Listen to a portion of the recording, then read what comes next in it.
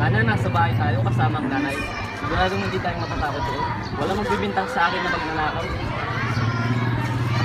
Hahawakan ni Basilio ang lubid. Hahatakin nito ang lubid ng ubod ng lakas. Narinig ng buong kabayanan ang pagkalembang ng batingaw.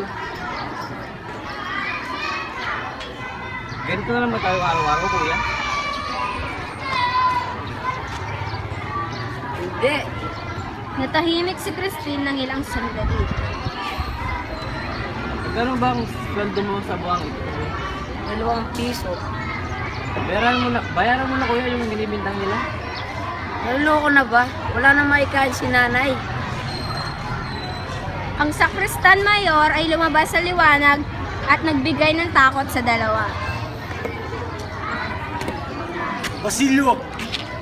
Inumuntahan kita sa maling tugtog mo na batingaw. At ikaw naman, Crispin, hindi ka makakawin kasi mo binalik ang iyong inakaw.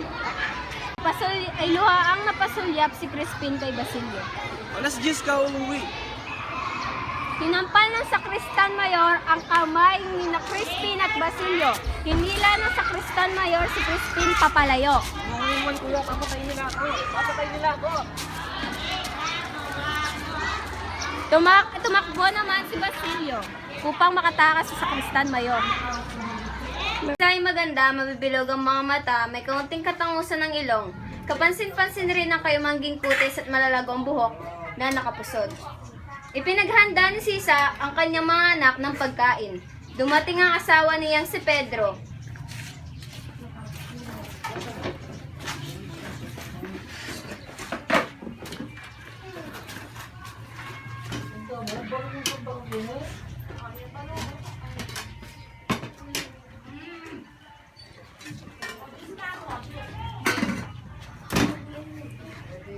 At kinain nito ang kanyang inihanda.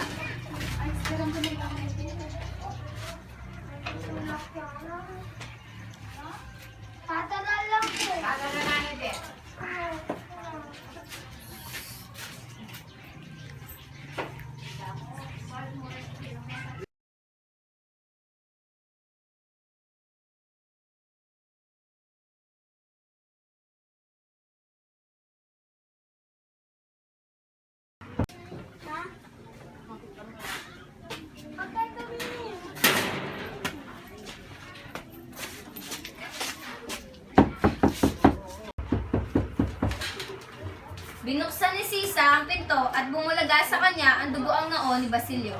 Paano ka, anak? Huwag po kayo maglala na, okay lang po ito. Gagaling po ito. Si Crispin pala, naiwan sa simbahan. Naiwan? Tumango si Basilio, hinagkan ni Sisa ang dugoang noo ni Basilio. Iniwan mo si Crispin sa simbahan at umuwi ka ng duguan ng iyong noo. Ano ba talagang nangyari? Pinaiwan po na sa Preston Mayor si Crispin. Hindi po daw siya makakalis hanggang alas 10. Tumakas lang po ako. Naku, ang aking anak! Huwag po ninyo pagsabihin na tumakas lang ako.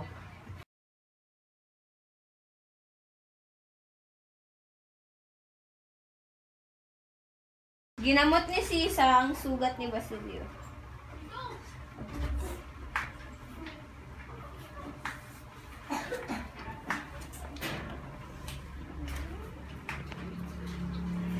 Pagkatapos ay mahimbing na nakatulog si Basilio na naginip.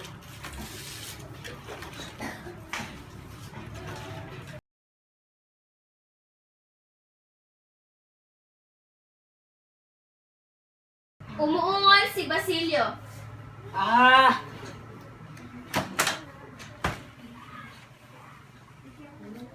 Nilapitan ni Sisa ang kanyang anak at niyugyog. Basilio! Basilio! Nanigil po ako masama, Nay. Ano ba ang panaginip mo? At inilahad ni Basilio ang kanyang panaginip sa kanyang ina.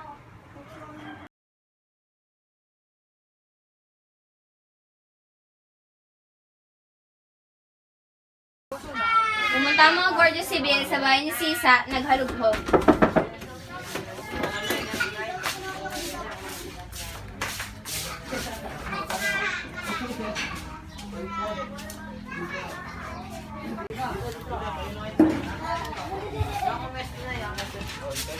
Dinampot ng mga gwardiya sibil si Sisa.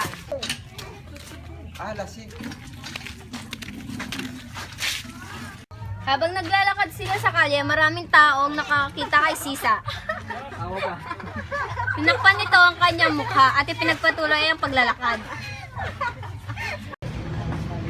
Ikinulong ng mga gwardiya sibil si Sisa sa kulungan. Mahigit 2 oras itong nakakulong. Nasa sulok lamang ito.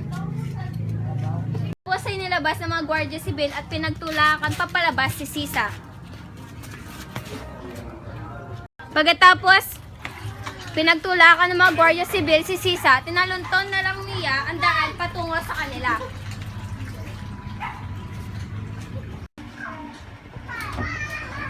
Pagdating sa kanilang dampa, walang sino man ang naroon, pati na rin sina Crispin at Basilio, kung saan-saan ito naghanap.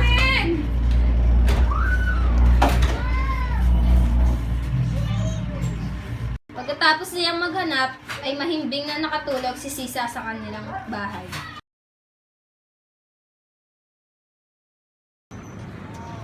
Kinaumagahan, masaya na si Sisa.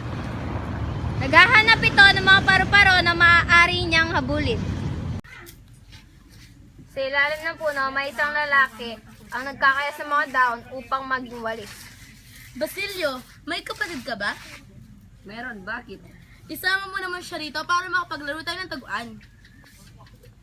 Iho, ilako mo itong mga walis at bumili ka ng tsinelas o tsibe na mamaya. Ikaw po, anong gusto mo?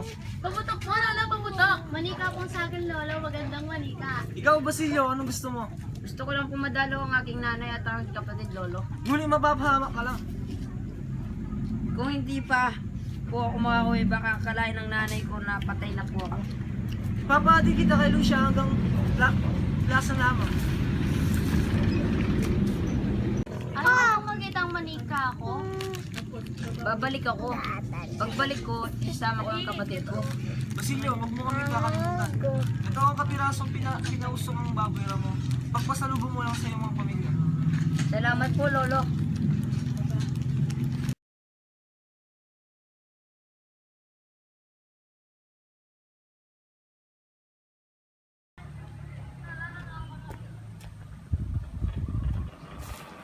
Tuloy na bang nabaliw si Tisa? Oo, bali-balita sa bayan ng mga natalgar sa At ang patunay doon ay ang paghabol sa mga paru-paro.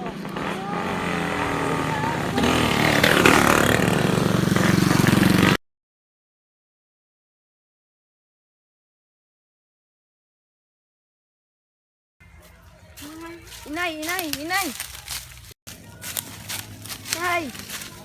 Pare, silabas mo si Crispin at Basilio!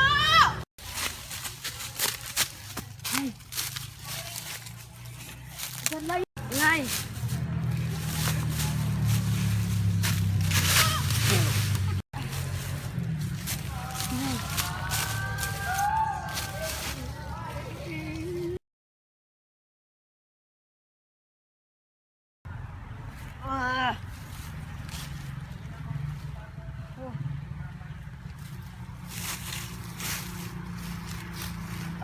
Anak ka ba nang namatay? Oo. Gusto ko sana palibing mo ang bangkay ng aking nanay. Tulungan mo akong isama ang katawan ko sa bangkay ng nanay mo.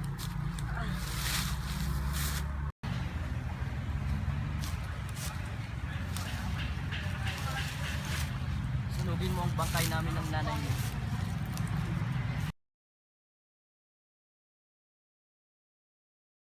Bayang pesting sunog.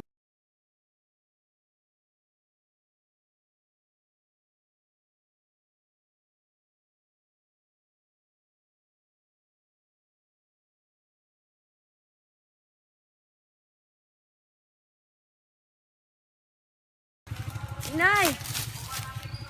Oh,